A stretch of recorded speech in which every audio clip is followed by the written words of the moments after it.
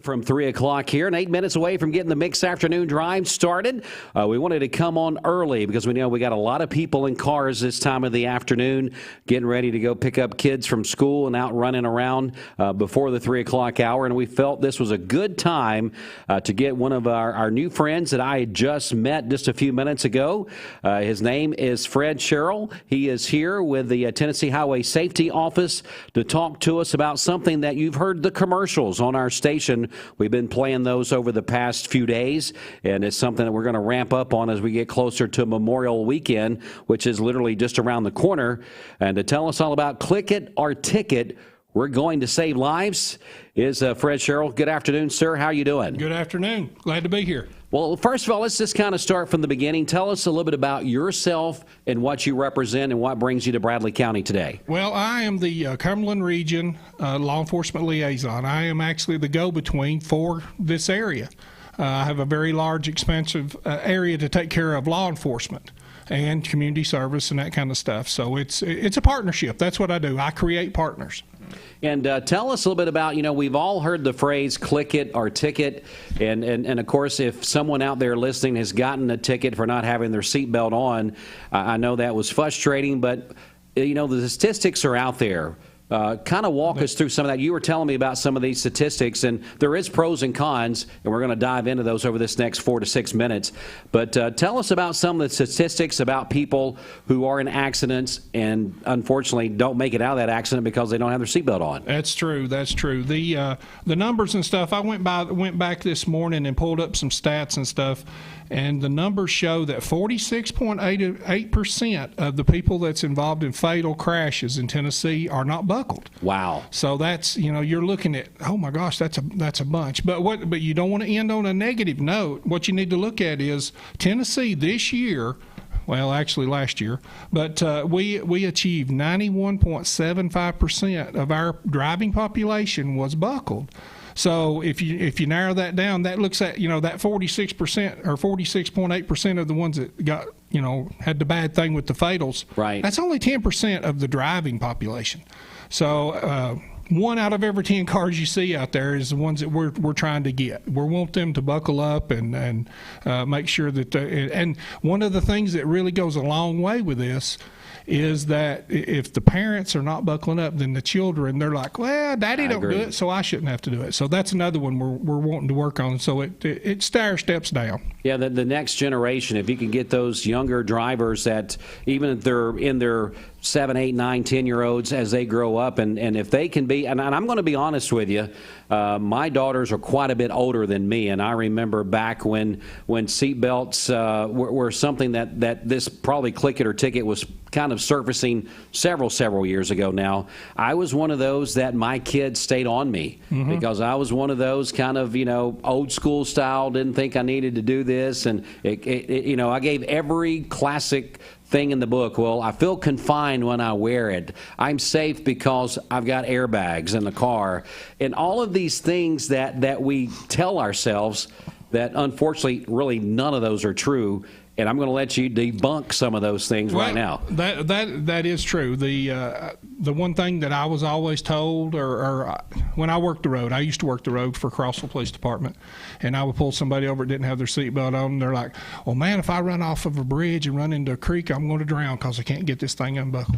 Less than 0.5% of that. Numbers don't lie. Right. I mean, we'd have to deal with numbers and stuff all the time.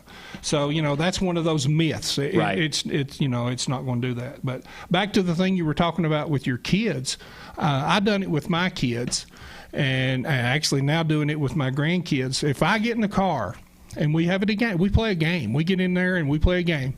If I buckle up first before they do, we don't go get ice cream. Uh-oh. But if they beat me, they let me know it. They make sure that they're buckled up first, and then it's a trip to Dairy Queen, which is it's all good. Sure. So, but now what are we doing when we do that? We're training them to to make sure they buckle up. I have a question, or it's not a loaded question, but I know a lot of your listeners and stuff. How many times do you have to make yourself buckle up before you will do it and not know that you've done it? What's your thoughts? I would say, I'm going to say a dozen times. You're real close. Am I close? Actually, it's 14. 14. If you will psychologically or have somebody or leave a sticky note on your thing, buckle up. If you will do it 14 times, the 15th time you will not realize you've done it. Wow. And actually it changes behavior, it changes habit.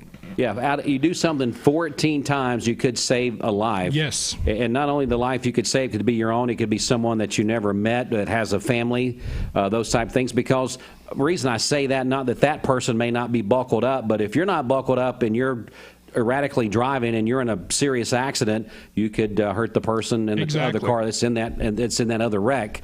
So it's a circumstance that, and of course, that's another whole story doing those type of things. But basically, what we're wanting to discuss today is the Click It or Ticket campaign, and we want to make sure people know that it's the law, for one. It is. It is the law. And for two, it saves lives. And the statistics prove that with what you're saying. Even though we've got the good numbers, are almost 91% of Tennesseans are buckling up, that almost 10% that are not close. And I'm just rounding up. I know you can't give the false ones, but I can. Okay. But closer to 50% of that is what is in a fatal accident and doesn't make it. Exactly. So that's lives lost in the state of Tennessee. That's loved ones. That's people that we probably know from work or our school friends, parents, or something that is going through that. So it is very simple to do it. And I think from May the 24th through June the 6th, there's going to be a big push for this, isn't there? There is. Local law enforcement,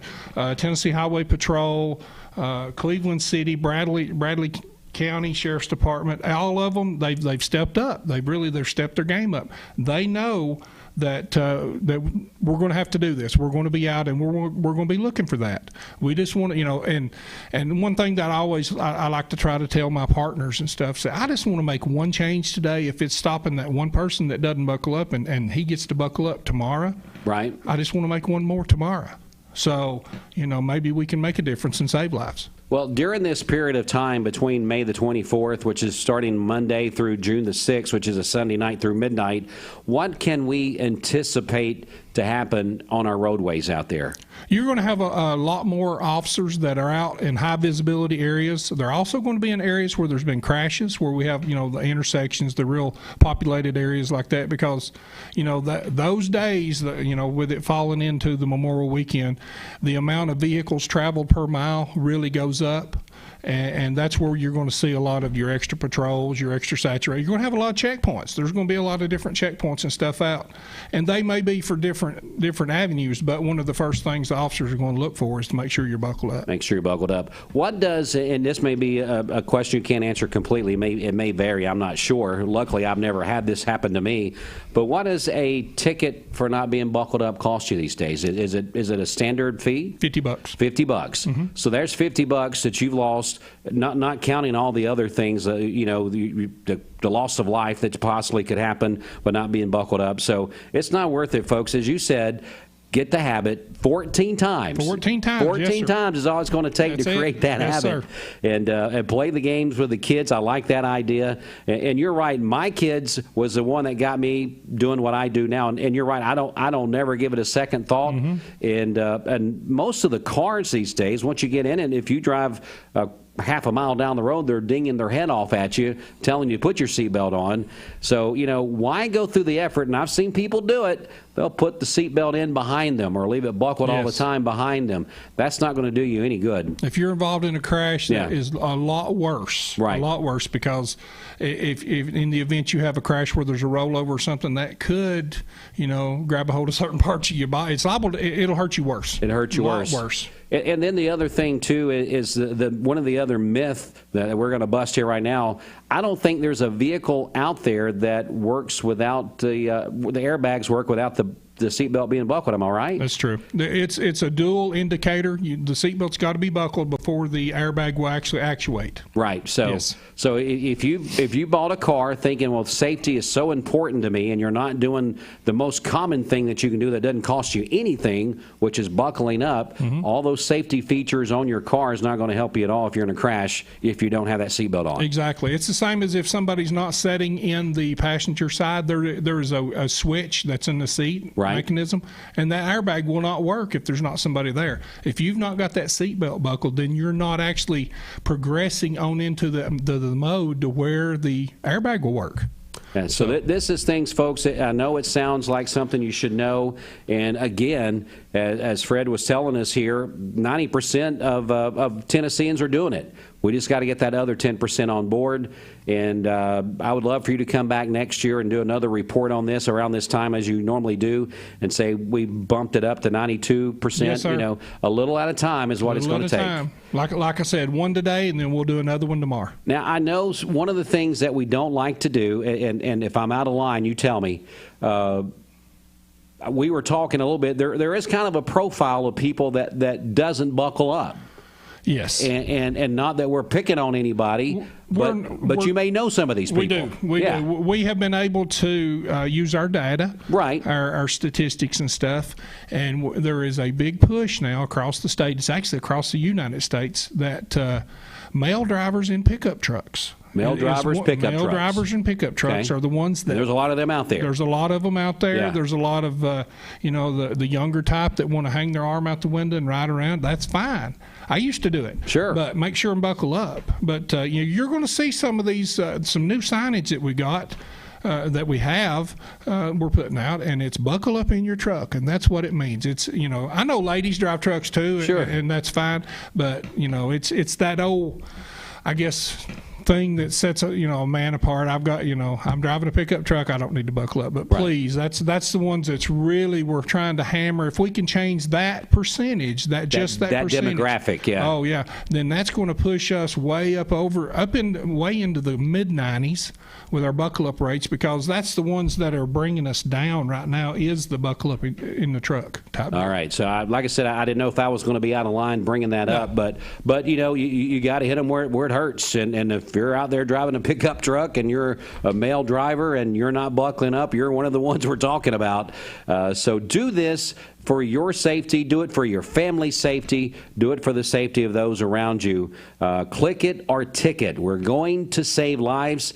The Tennessee Highway Safety Office is got a big campaign on this through Labor Day, starting Monday through Labor Day weekend through June the 6th, and they want you to come. That participating agencies across the state will increase seatbelt enforcement as part of the National Highway Traffic Safety Administration nationwide mobilization.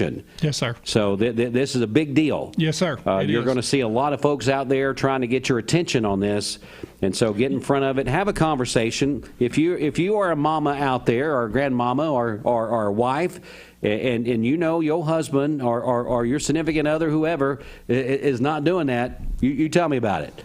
That's I'm glad you brought that up, because that's when I want to brag on the females, because the female stats, and I know you're tired of hearing about stats, but that's life. That's how we have to do it. Females have a seatbelt usage rate of 96.7 in the state of Tennessee. Wow. Oh my gosh. So 97 out of 100 females are buckled up. But there we go again. Back to the males. Yeah. The males are 10% less. 10% less. So we're all knotheads. I mean, I understand that. Knotheads. But I hadn't heard that phrase in a while. But the ladies are doing it right, and we really appreciate it. So I guess what I was going down that path. We need the mamas and the wives and the sisters and all those females that are doing it right.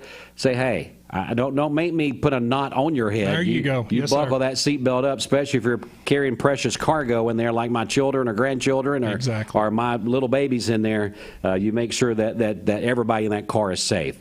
Well, Fred, it was very nice for you to come in and take time out. I know you're busy. I know you and Sheriff Lawson and Chief Gibson and everybody around our area is all in on this, and they're going to be out in full force over this time period and then beyond. It's kind of the unofficial kickoff of summer next week, and travel just starts picking up. It's just human nature, and now that the pandemic slowed down a little bit, probably going to be a few more people out running around than there used to be. There's going to be a lot more people. We've already seen a great influx in traffic already, just out on the roadways, but we've also seen a lot of crashes. So, if you're involved in those crashes, just buckle up, and that way, let the seatbelt do its job. Yep. I mean, that's what you do. You let the seatbelt do its job and make you safe. All right. Well, Fred, thanks so much for coming in and Thank giving you. us a gentle reminder of what we're needing to do. The statistics don't lie. So if you know anybody in those circumstances, please share with them these statistics that you heard here today. And let's get Fred in here next year. And across the board, we're in that mid-90s for Tennesseans that are staying buckled up all the time. Yes, sir. Sounds good. Thank you very much. All right, time for Fox News and local news. All those.